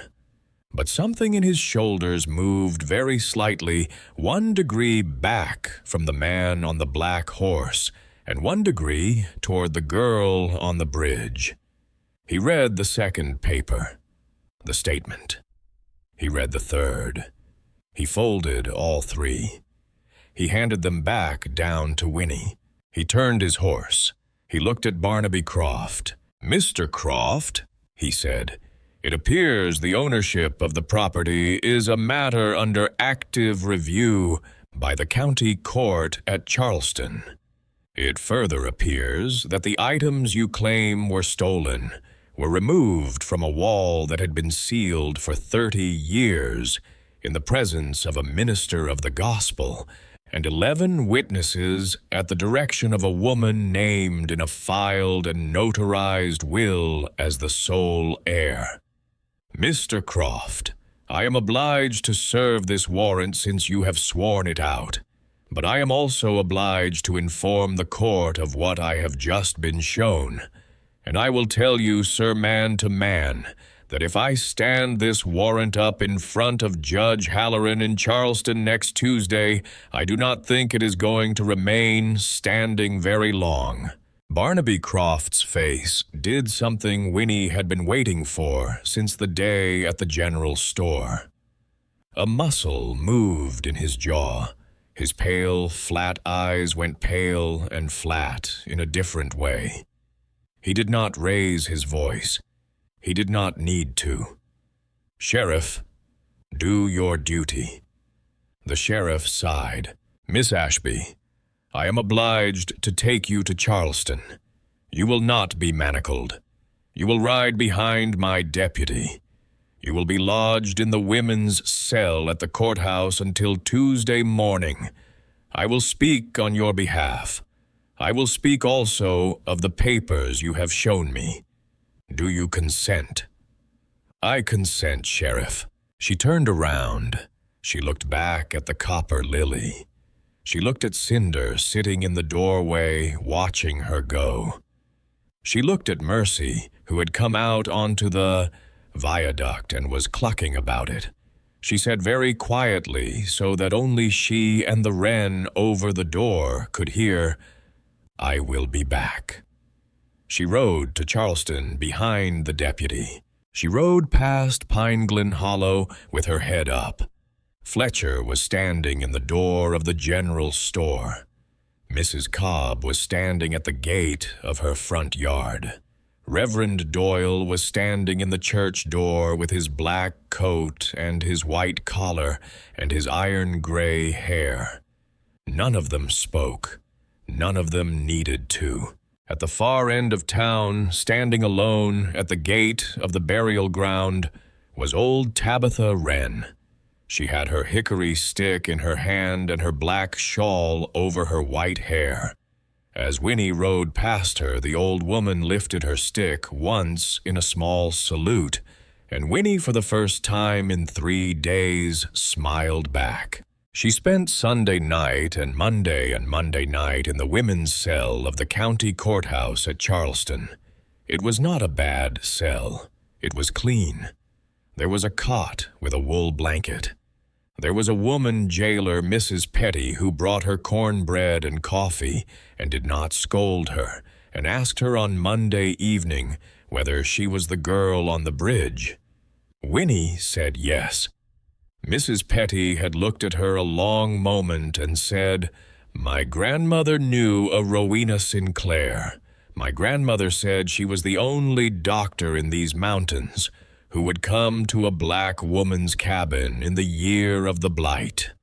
Mrs. Petty had brought her a second piece of cornbread that night and had told her at 8 o'clock that a lawyer from Wheeling had arrived and wished to see her if she would receive him. The lawyer's name was Ambrose Halloran. He was a small, neat, quiet man of about 50 in a plain black coat and a plain black cravat with iron-gray hair cut short and a pair of steady gray eyes and a very small leather portfolio under his arm. He came into the cell. He took off his hat. He bowed precisely and without irony to Winifred Ashby. "Miss Ashby, my name is Ambrose Halloran. I was retained yesterday morning by the Reverend Ephraim Doyle on your behalf. I have with me a copy of your grandmother's will, a copy of the sworn statement of the witnesses, and the affidavit of Mr. Silas Ravenel of Pine Glen Hollow. I have read them. I have read them 3 times. I have also had a courier ride overnight to the office of a friend of mine in Chicago, from whom I expect a reply by tomorrow morning. I would like your permission, Miss Ashby, to represent you in court on Tuesday. My fee will be $1 payable on the day of your acquittal, if that day should come. Do you accept?" Winnie looked at him. "Why $1, sir?" Ambrose Halloran allowed himself a small, dry smile. "My mother's people," he said, "came into this country by the potato ship in 1849. They came in the 2nd year of the blight. They would not have lived through the winter, Miss Ashby, if a certain woman in the mountains of West Virginia had not walked from cabin to cabin, giving away sacks of a corn she had bred herself. That woman was named Rowena Sinclair. My mother named me for the priest who blessed the ship, but she taught me the doctor's name before I could read." Winnie was quiet a moment. "I accept, Mr. Halloran." "Very good." He turned to go. He paused at the door of the cell. He looked back at her. "Miss Ashby, one further question if I may. The friend of mine in Chicago, whom I have written to overnight, is a private investigator whose work I have used on delicate matters for the past 9 years. I have asked him to make inquiries this morning of one particular commercial firm on LaSalle Street, called Whitcomb Agricultural. Do you know that name?" "No, sir." "You will. The trial began on Tuesday morning at 10 o'clock in the largest courtroom of the Kanawha County Courthouse in Charleston, West Virginia. Before Judge Terence Halloran, no relation to Ambrose, who was a heavy old man with a great white beard and a reputation for patience and a reputation for temper. The courtroom was full. It should not have been. It was a Tuesday. It was a criminal matter of no obvious importance to the state, a country girl accused of stealing seed corn. But somehow, between Sunday morning and Tuesday morning, the story had run. Reverend Doyle was in the courtroom. Silas Ravenel was in the courtroom. Fletcher was in the courtroom. Mrs. Cobb in a fresh black bonnet was in the courtroom. The Smith, his boy. The other 8 witnesses from Pineglin Hollow. Ambrose Halloran. Mrs. Petty, the jailer. And sitting behind old Silas Ravenel in the front row on the plaintiff's side, in a wheeled invalid chair, pushed by a gray-haired granddaughter, was old Tabitha Wren, who had not left Pineglin Hollow in 19 years, and who had made her granddaughter drive her the 60 miles to Charleston in a farm wagon overnight, because, as she had said, "I am not going to die before I say what I know." At the defendant's table sat Winifred Ashby in her one clean dress, with Ambrose Halloran beside her. At the plaintiff's table sat Barnaby Croft in his banker's black, with a fine city lawyer from Wheeling beside him whose name was Prentice. Prentice looked confident. Croft looked calm. Judge Halloran called the court to order. The city lawyer Prentice stood up first. He gave a smooth, short opening. Miss Ashby had entered a property held in trust by the Croft family for 30 years. She had, on her own admission, broken open a sealed wall and removed documents and a sack of seed. She had done these things without the permission of the Croft family. The charges were straightforward. He would call the sheriff. He would call Mr. Croft. He would rest. Ambrose Halloran stood up next. His opening was even shorter. He said, "Your Honor, the people of the state have charged my client with theft. My client is not a thief. My client is the granddaughter of the woman who built the property in question, and the sole heir under a will duly filed. But, Your Honor, this is not at bottom a case about a will. This is a case about a murder. It is a case about a murder that took place in Pineglin Hollow in the winter of 1863, and it is a case about a great deal of money that a Chicago firm is preparing at this very hour to pay to Mr. Barnaby Croft for the fruits of that murder. Your Honor, I will prove all 3 of these things before this court adjourns today. I will prove them with witnesses who saw. I will prove them with witnesses who paid. And I will prove them with a receipt." Barnaby Croft's face did not move. His city lawyer's face did. Judge Halloran leaned forward. "Mr. Halloran, this court is not going to hear a murder case today. This court is going to hear a larceny case. Your Honor, with respect, the larceny case cannot be decided without hearing the murder case. My client is charged with the theft of items from a house. The question of whose house is a question of whose will controls. The question of whose will controls is a question of whose hand set the seal on that wall in 1863. That hand belonged to a woman who was at the moment of the sealing 3 weeks from being murdered by the father of the man, sitting at the plaintiff's table.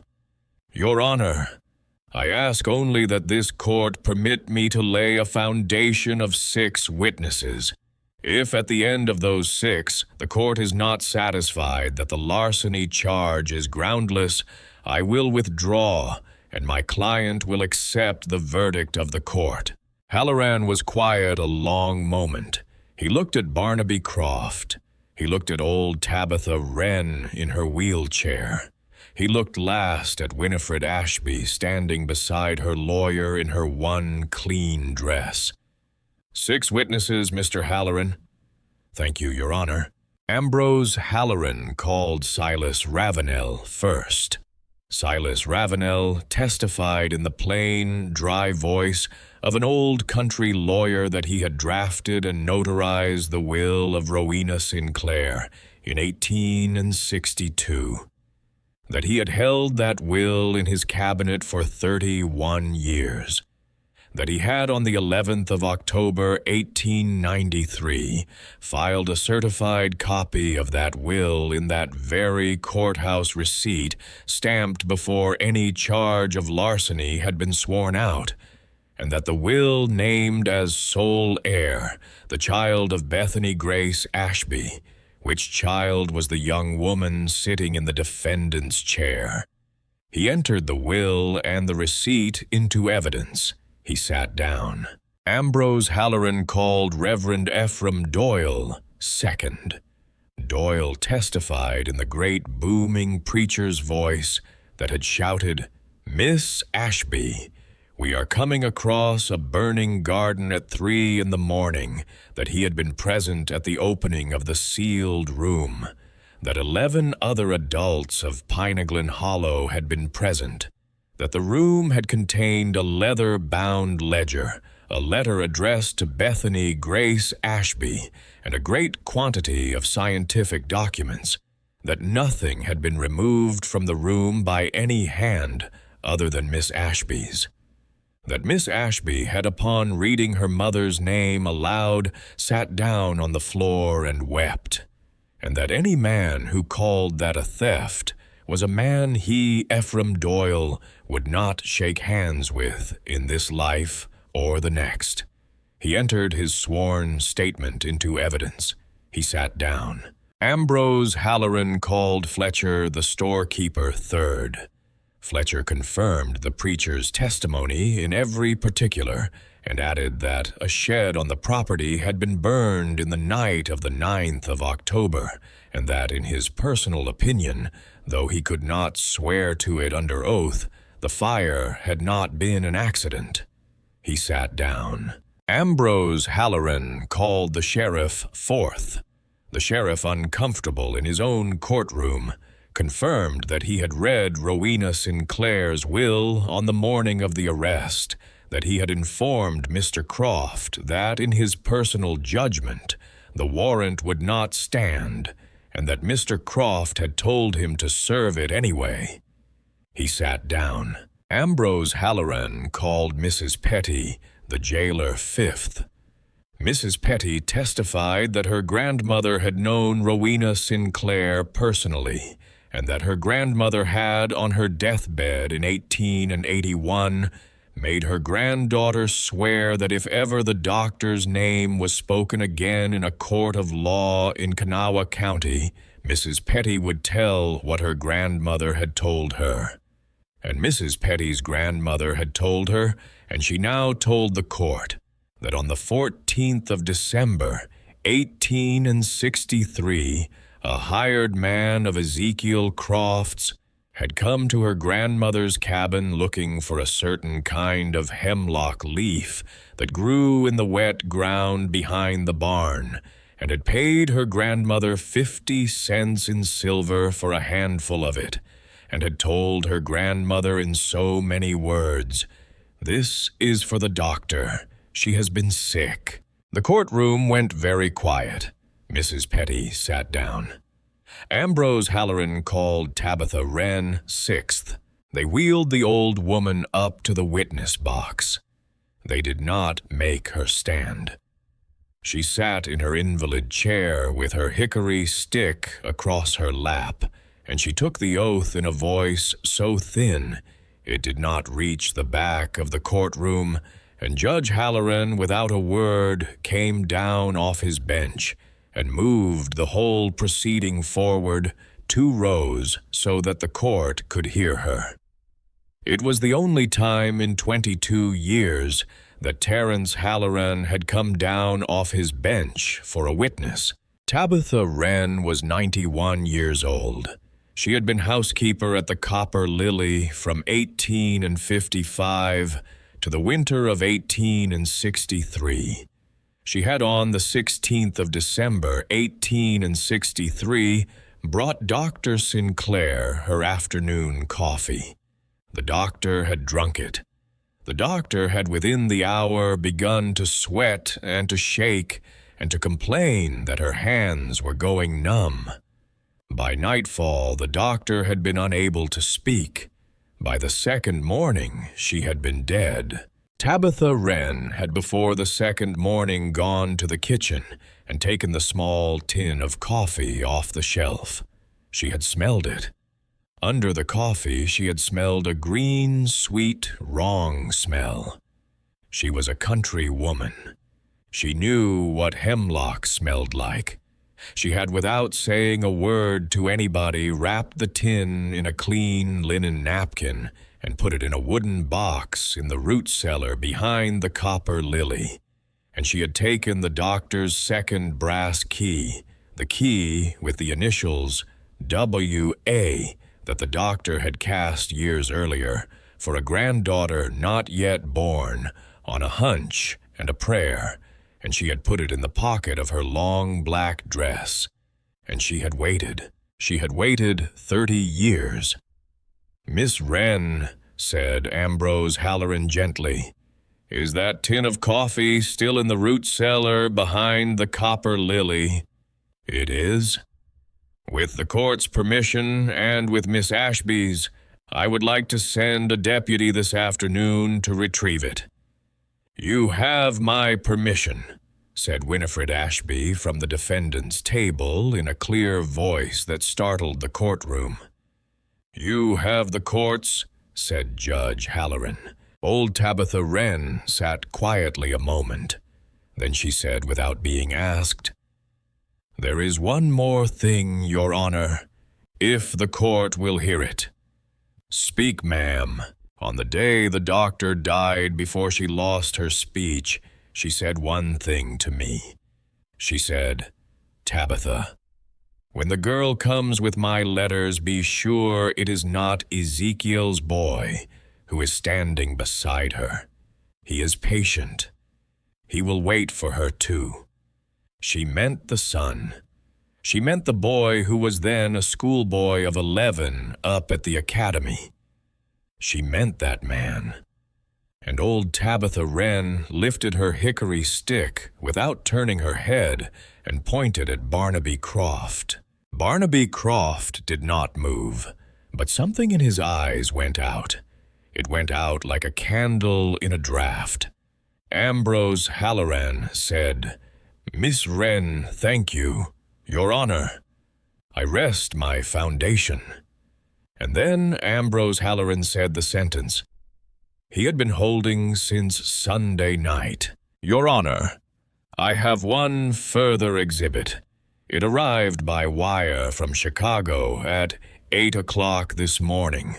It is a copy obtained by a private investigator in my employ of a preliminary contract dated the 17th of September, 1893, between one Barnaby M. Croft of Pine Glen Hollow, West Virginia, and the Whitcomb Agricultural Company of Chicago, Illinois, for the exclusive rights upon proof of clear title to the research, the seed, and the trademark of a certain West Virginia strain of blight-resistant field corn, quote, formerly associated with the Sinclair name. The contract price, Your Honor, is $1 million in United States gold. The contract was signed by Mr. Croft 2 weeks before Miss Ashby ever set foot in Pine Glen Hollow. The contract is contingent, and I quote, upon the clearing of any adverse claim upon the estate of the said Sinclair by the 1st day of December next. Ambrose Halloran laid the contract on the bench in front of Judge Halloran. Your Honor, My client is not a thief. My client is an obstacle. Mr. Croft attempted first to buy her at $500. When she refused, Mr. Croft attempted, we believe, to burn her. When she survived the fire, Mr. Croft attempted this morning to jail her.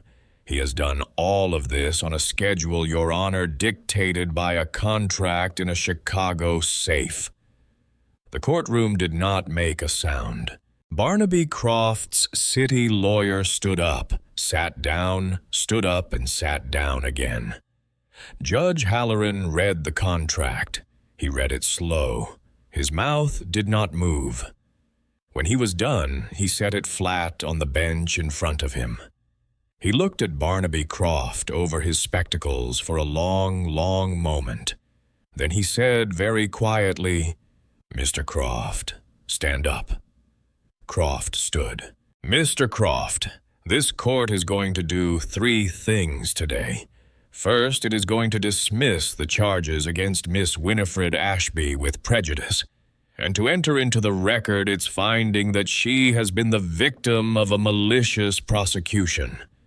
Second, it is going to order the arrest on this floor and at this hour of Mr. Barnaby M. Croft on suspicion of conspiracy to defraud of arson, and pending the analysis of a certain tin of coffee of accessory after the fact to the murder of Dr. Rowena Sinclair in the year 1863, which was your father's crime, sir, but which you have spent your adult life profiting from, and which this court will not permit you to profit from 1 day longer.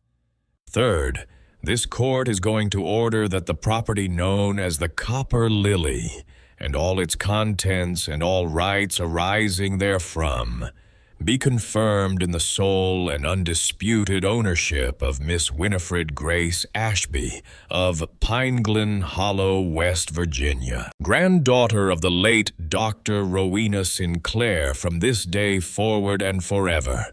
Sheriff, do your duty." The sheriff, whose hand had been resting on his belt for the last 5 minutes, took Barnaby Croft by the elbow. Croft did not resist. He turned his head. He looked once at Winifred Ashby. For the first time in their acquaintance, she did not look away. They led him out. The courtroom did not cheer. Country people do not cheer in courtrooms. But Mrs. Cobb of the black bonnet stood up in her seat, and she took off her bonnet, and she held it against her chest, and she bowed her head. And Reverend Doyle went down on one knee in the aisle, and old Tabitha Wren, in her invalid chair, closed her milky old eyes and let out a long, slow breath that had been 30 years inside her lungs. Silas Ravenel walked over to the defendant's table. He put his old, thin hand on Winifred Ashby's shoulder. He did not say a word. He did not need to. Winnie was not crying. She was still inside the great, clean, wide-open quiet. She looked down at her lawyer, Ambrose Halloran, who was already fastening his little leather portfolio. "Mr. Halloran," she said, "I owe you $1." Ambrose Halloran did not smile. He allowed himself, however, a very small, dry motion at the corner of his mouth. "Pay me at the harvest, Miss Ashby." The harvest came the next October. It came a full year and a day after the fire in the walled garden. It came on a bright, cold morning with a hard blue sky, and every maple on the ridge burning red and gold, and it came in the form of a wagon procession up the ridge road that stretched from the covered bridge in Pine Glen Hollow all the way to the near end of the viaduct, 40 wagons deep. In the spring following the trial, an inspector from the United States Department of Agriculture had come to the Copper Lily. He had spent 3 days. He had gone through every page of Rowena Sinclair's ledger. He had gone through the 16 surviving trays in the west wing and the 32-year-old sack of corn from the shed. He had gone up to Washington. He had come back with 2 other men and a letter of introduction and a modest sum of federal money, and he had said to Winifred Ashby, standing on the compass, "Rose in a new dress in the plain and honest tone of a plain and honest man. Miss Ashby, your grandmother's corn will feed this country. We would like your permission to plant it in trial acreage across every county from here to the Blue Ridge. We will pay for the labor. We will not pay you for the seed. You have told us your grandmother did not want you to be paid for the seed. We honor that. We will, however, name it. If you will permit." "What would you name it, sir?" "Sinclair's Bounty." Winnie had thought about it a long moment. "No, sir. I would ask you to call it Sinclair's Promise." He had shaken her hand. By July, the trial acreage was up. By September, it was ripe.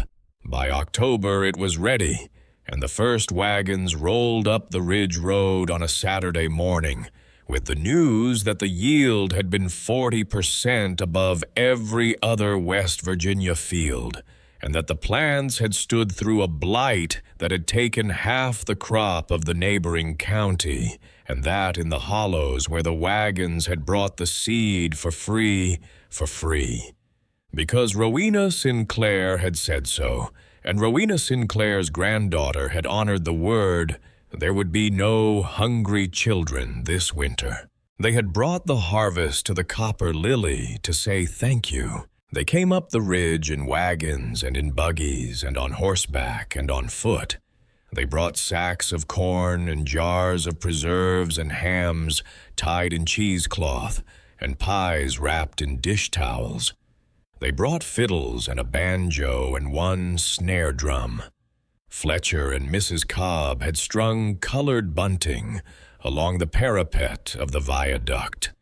Reverend Doyle had built a long trestle table down the length of the Compass Rose Hall, and Mrs. Cobb had laid it with a white cloth and 40 settings, and the 6 petal wings of the Copper Lily were open to the ridge, and every leaded pane and every colored panel was full of the October light, and the great copper flower on the bridge threw green and rose across the valley, the way an open lantern throws light through the trees. At the head of the trestle table sat Winifred Ashby in a plain, dark blue dress that Mrs. Cobb had sewn for her, with her hair pinned up in a way that looked uncannily like the hairstyle of the woman who had turned around at the end of Winnie's dream.